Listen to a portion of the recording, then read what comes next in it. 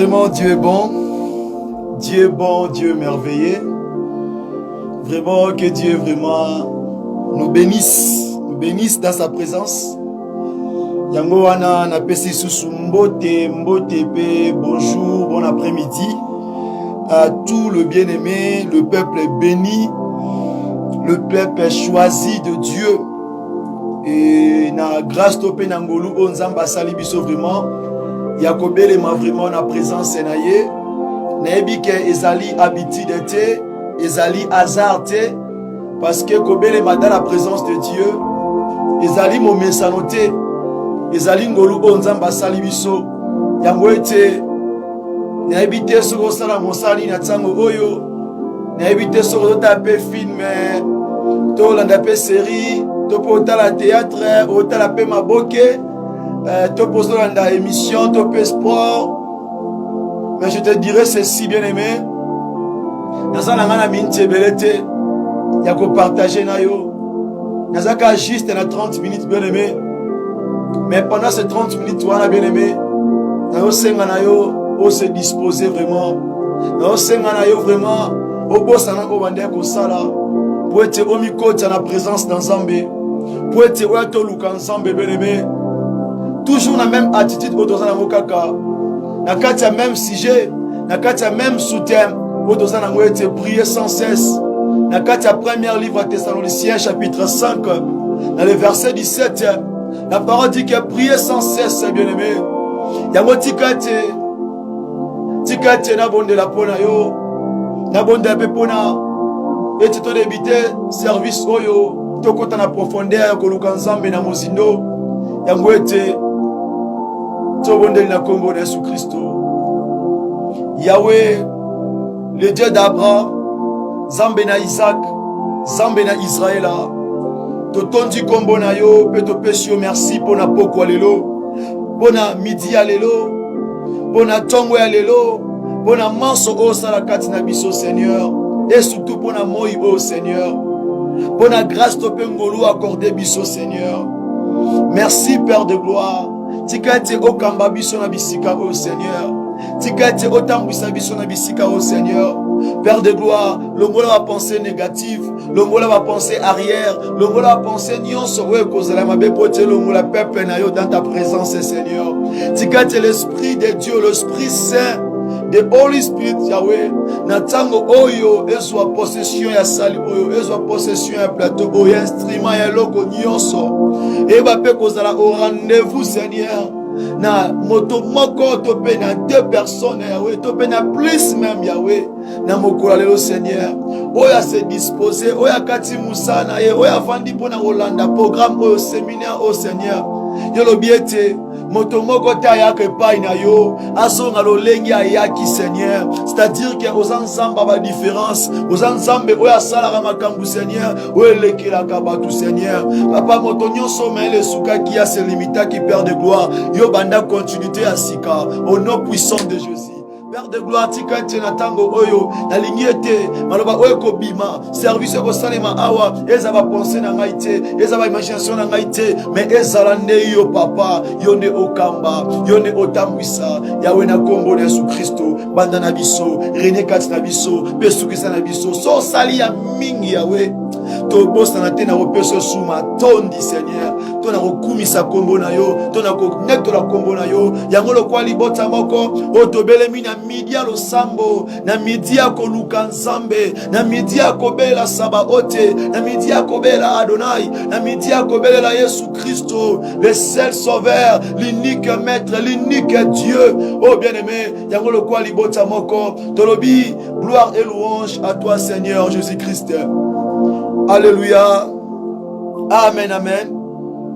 Que Dieu nous bénisse dans sa présence. Vraiment, sans plus tarder, vous allez vraiment le bienvenu dans la présence de Dieu. Nous devons partager message vidéo, audio. Que Dieu te bénisse vraiment pour la bonne volonté. Vraiment, merci. Merci, Amingi. Yango, sans plus tarder, d'abord, on a 4 livres 1 Samuel, le chapitre 7, le verset 8. Et puis sous Nakat, il y a livre, il y a Matthieu, le chapitre 26, le verset 40, tina 41e verset. Et puis tozoyasu na kati ya livre ya Psaume le chapitre 13 lisusu le verset 1 ti na 3e verset. Et kosunga biso pona comprendre maloba nzambe o tokolobela awa. Puis bakisa su na kati ya livre Psaume le chapitre 34 le verset 19. Et puis lisusu tokobakisa su na kati ya livre ya Habakkuk le chapitre 2 le verset 1er ti na dekaka. Sika awa totangi d'abord na kati ya livre ya 1 Samuel chapitre 7 le verset 8. Totangi na kombo na Yesu Christo de Nazareth. Et il leur dirait à Samuel, ne cesse point de crier pour nous à l'Éternel, notre Dieu, afin qu'il nous sauve de la main de Philistins. La parole de Dieu. Toke sou na kati ya livre Matthieu le chapitre 26, le verset 40 à 41. Et il vint vers les disciples qu'il trouva endormis. Et il dit à Pierre, vous n'avez donc pu veiller 1 heure avec moi. Veillez et priez, afin que vous ne tombiez pas dans la tentation. L'esprit est bien disposé, mais la chair est faible. La parole de notre Seigneur Jésus-Christ de Nazareth. Que Dieu bénisse la lecture. Pourrons-nous acclamer pour la gloire de Jésus? Tobeti maboko pa lokumu na nzambe o apesi biso opportunité à gobelema dans sa présence. Bien aimé, toujours dans le même sujet, toujours dans le même sous-thème, où vous alliez être prier sans cesse. Prier sans cesse. Bien aimé dans le Seigneur, awa to comprendre toujours kaka na kati ya peuple Israël. To so leçon moko na kati wana. Alors so zongi na kati ya chapitre on atangi na 1 Samuel chapitre 7 au bandine bande la verset pour comprendre pourquoi bana Israël bande ko senga na le prophète Samuel aeba ko lela ko ganga ko plaider ko lobela nzambe par rapport ya cause na bango.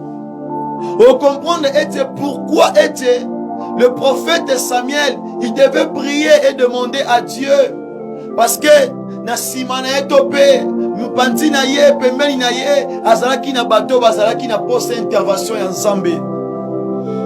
Parce que dans la parole de Dieu et solo ba était les enfants d'Israël bazwa qui était l'arche de l'Éternel bakende kotika yango ezalaki loin d'eux. Lors que l'arche de l'Éternel ezalaki séparé na Israël pendant 20 ans. Mais selon ma compréhension et selon ce que Dieu m'a révélé cet après-midi, je comprends l'arche de l'Éternel étant que la présence de Dieu.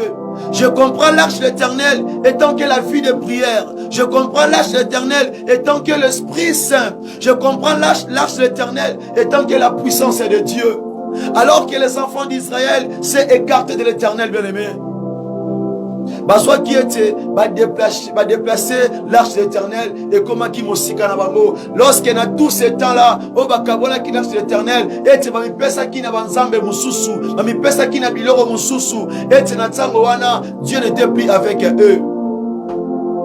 Alors bien aimé dans mon comité moko et tu vas continuer toujours cause à la sous pouvoir il y a ba Philistins topé ba Philistins baso konzali kona bango. Alors que le prophète leur dit ceci: revenez auprès de l'Éternel, abandonnez bansamba bikeko, abandonnez bansambe obosela wana bosonge pansambe oyo abimisa kibino na kati na boumbu ya 400 ans atambusa kibino na kati na désert pendant 40 ans.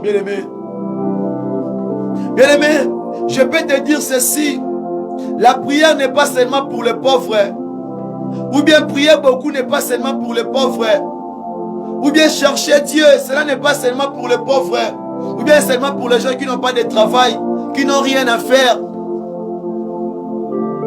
Bien aimé, la prière c'est pour tout le monde. Même si tu es riche, même si tu es pauvre, même si tu es comment, même si tu es à l'aise, même si tu manges bien, même si tu dors bien, même si tu vis très bien, que tu manques rien, sache-le bien que la prière est pour tout le monde. La prière est pour tout le monde, bien aimé. Parce qu'il y a ceux-là qui se trompent eux-mêmes en pensant que Nabisika a commis, à mon suite stabilité, à mon vie changé, alors bien pourquoi on est gêné? Pourquoi on laisse la prière à 1 heure du temps, 2 heures du temps, on les a passe-temps. Bien aimé, la prière c'est pour tout le monde. La Bible dit ceci, priez sans cesse, priez sans cesse. Alors bien quitter ma pauvre qui va prendre de la sans cesse. Mais la parole dit que nous tous, enfants de Dieu, peuple de Dieu, nous devons chercher Dieu sans cesse.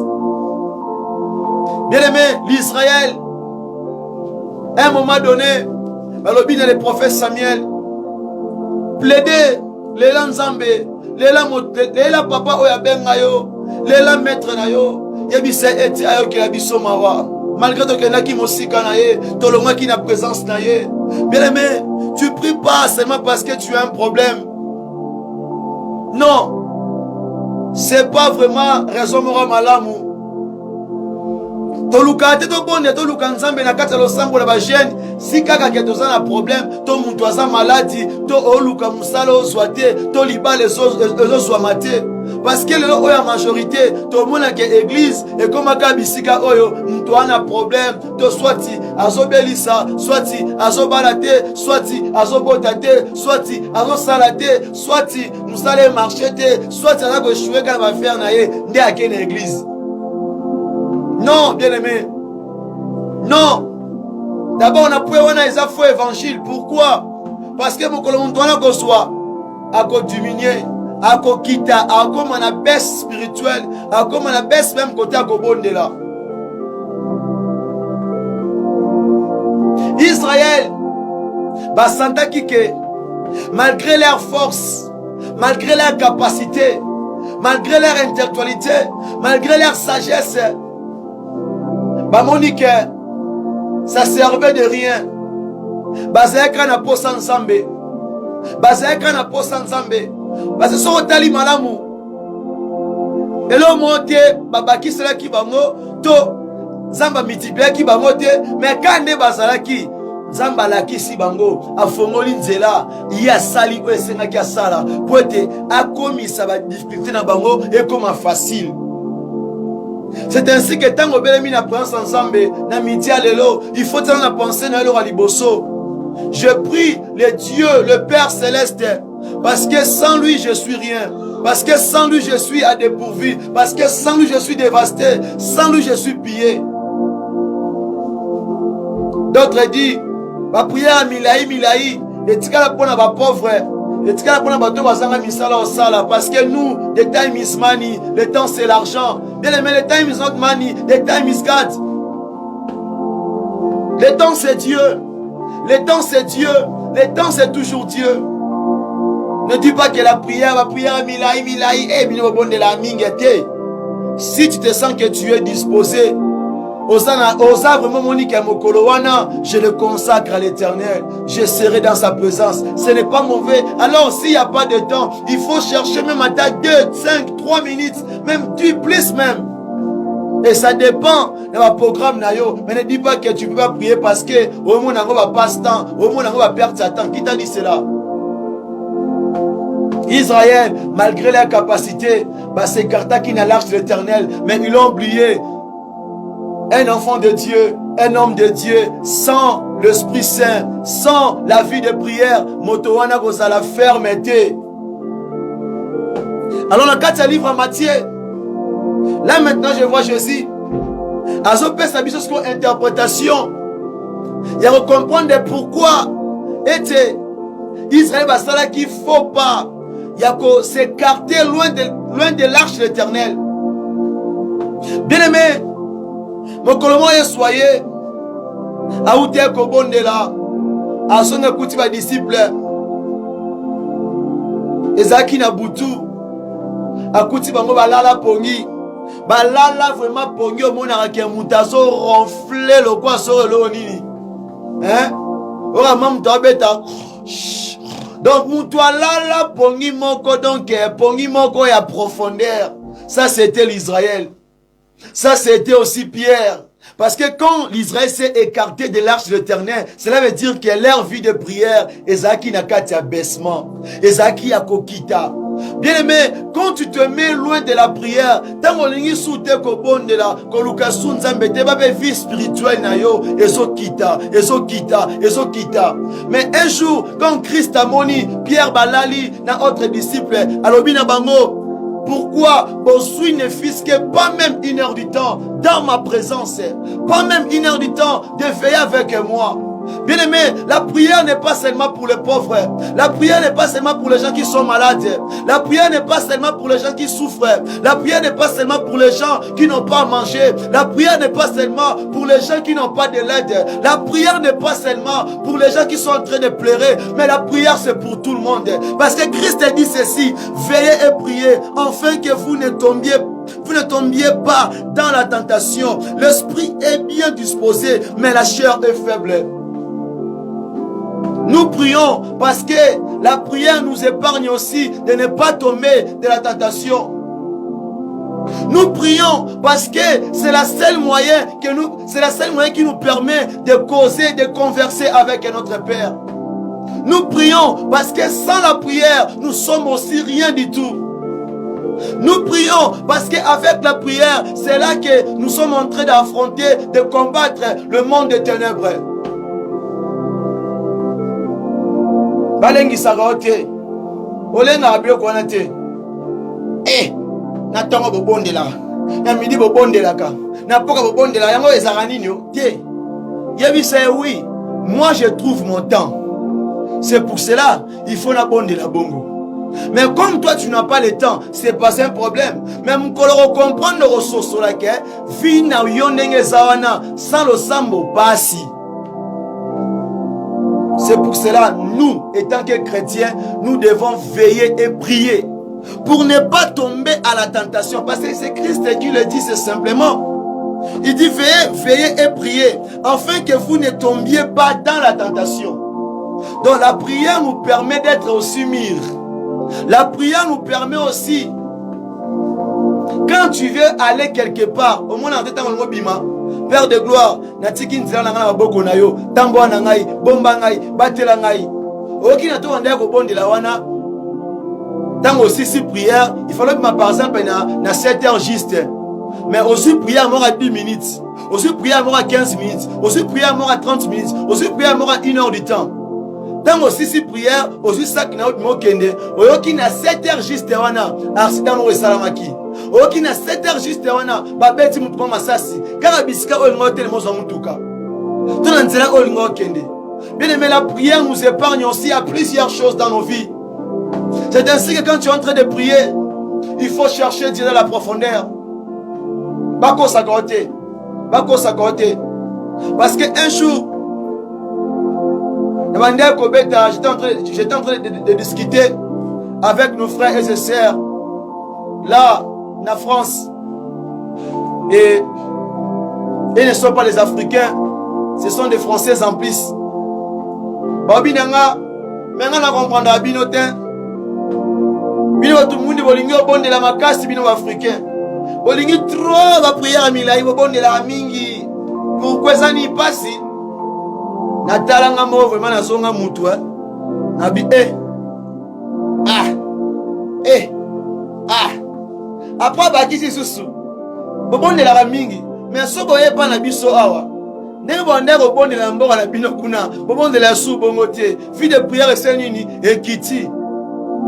On faut comprendre que ce qui me dit que Lukanzamba que bonde là pour n'avoir intérêt na e mkola reçoit de mko vie spirituelle ne peut quitter mkola reçoit de vie de prière ne quitter. Donc il y a ceux qui mbongo esili, ceux qui bilambe esili, ceux qui mbongo afuta ndako esili, ceux qui ba benganie ndebi ke fa luka Yesu ndebi ke fa Lukanzambe. Non, un chrétien aux alarbongoté. Tu dois apprendre de prier même dans les bons, prie dans les mal, tu dois prier. Il faut qu'on ait la comprendre dans tous les deux temps. Quelque chose aussi simba bondela, et aussi simba bondela. La prière c'est pour nous tous. Yango na mitia lelo, na lingyo swana nzambe. même si on a bien, même si on a de l'autre côté, on va en Arabie, on a bien, on a un problème, je veux que tu pries Dieu. Yebi Sanzamba Kolisayo, Yebi Sanzambe a renforcer yo, Yebi Sanzambe a remplir yo, Yebi Sanzambe a bomba amna yo, a battre là contre ma compagnon chamabe. On a pour la yo mutoza nango, mais pour la yo mutoza nango te, oso luka o koma, Yebi Sapenzambe par rapport ya kana yo, Yebi Sanzambe wana, na lingo bon de la bisike swami yo. Pendant 10 minutes, tu es tikali. Webi Sanzambe. Il faut qu'on ait un rapport à nous bon de là. Yango mona lelo oyo. Un chrétien qui est dans l'église mo abenga ki ekuna songo kei nguye kitaka, pawe kitaka. Kuna nzamba fongola ralola. Maintenant que kuna moni le côté, à quel sous côté mususu. Pourquoi a comme ko luka satisfaction mais à ce moment un côté et côté ça nini à côté église A abimi à côté église B abimi à côté église C abimi en entend pour la carbone pourquoi parce que azana évangile mon côté ça la fondement donc azana fondement bien dit évangile katinaye yango un chrétien tango yebi que oui na sobo de nzambe parce que alinga kingai parce que nasa mwana ye même si abondeli siko ya zuite a rolenga te yango moni bana Israël balobi na Samuel ne cesse point de crier à l'Éternel pour nous, ne cesse point de crier. Pourquoi?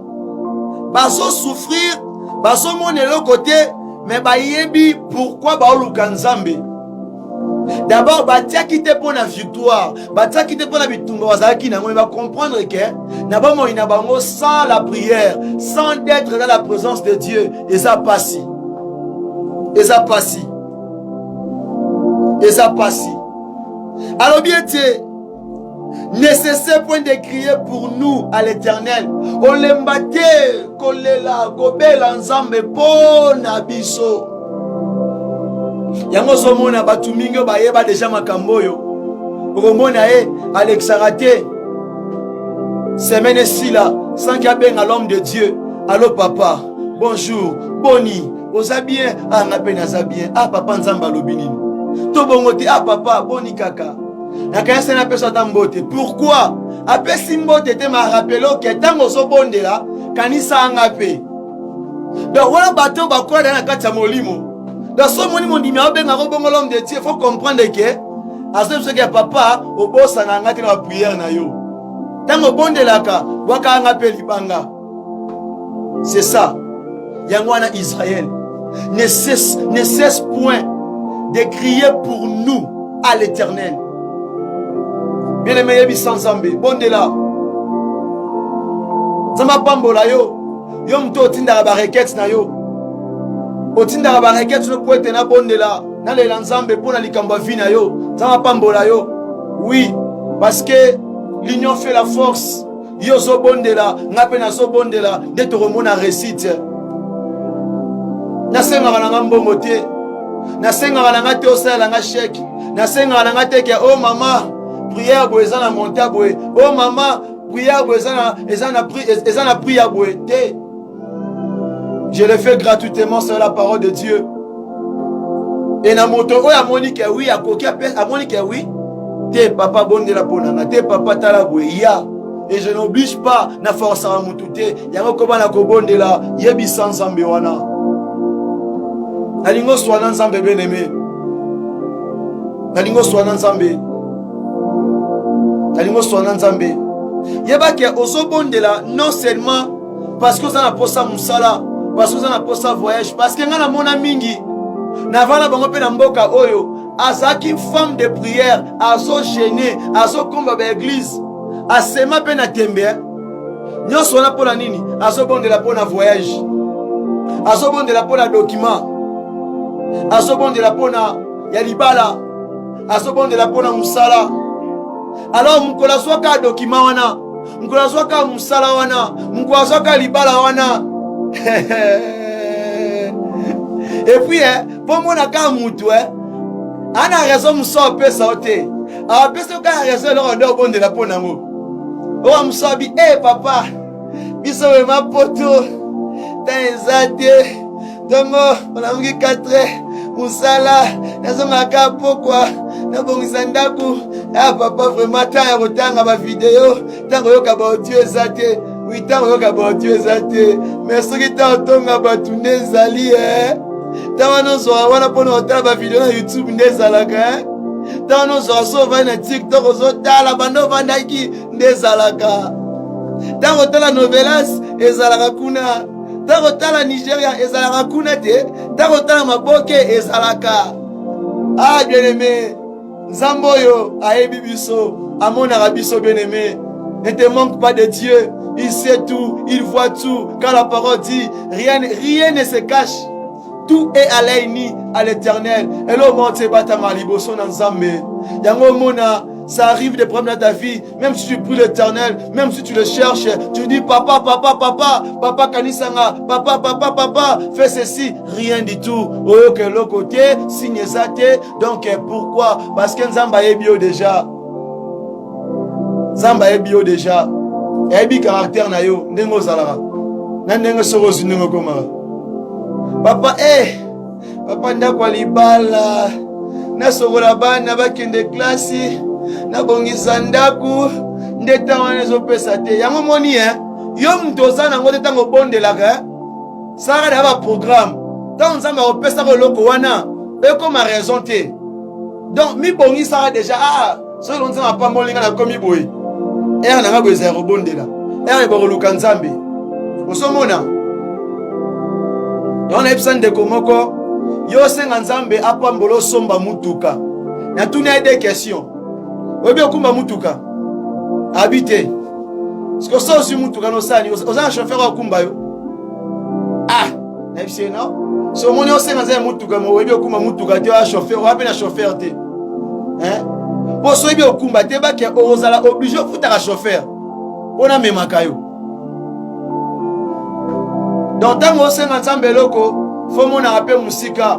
Otiaka pe par na la part de Dieu. C'est ainsi qu'il faut prier sans cesse. Quand tu pries sans cesse, malgré des moments et des circonstances, tu n'oublieras pas aussi la part de Dieu. Parce que Dieu aime aussi, je m'excuse, il aime aussi que tant que so luko zwe bisaye, otiaka pe par na kati ya makambu na yo. Yo na makambu no par nzambe zala te zaka yo ba intérêt no leki. Donc eza à 100%. Na bien belé. Ngai na bien belé. Na bien belé. Bande pe ko ila lokola yo. Bande ko senga pe ka nzambe lokola yo. Otali enenga bondo bike mutoyo. Soka zui awasala minene. Bien aimé, yetanga sonda komane akoma vraiment benga make fainéant. Lokola nyamo atambolaka abetaka un pas, il faut ça la 2 minutes. Deuxième pas, il faut ça la 3 minutes. Donc ba chrétien musuba koma bongo. Donc tant que ça qui n'a rien, au moins la vitesse à reprier 5G light, 5G à ma bonne délire à vitesse. Mais tant que comique à l'élo comment je suis en boy, à son vraiment la connexion de la K E to H. Et que le quoi qui était mis sous bon à moi DGP à moi en Zambé Zokota. Israël, Batika Yesute, Bakanga Makinaye. Alors Pierre, mon colonel soit qu'une notion, quel que soit les moments, même aussi fatigue, même aussi pour les mbou, il y a tant à mettre tout le monde la poguette, il va être replacé ensemble, merci. Dans mon sala au outil. On a la rapongi le cola. Donc, yo so matin à mettre, tu oublies tout. Même pas merci Seigneur, même pas merci Yahweh, tu oublies tout.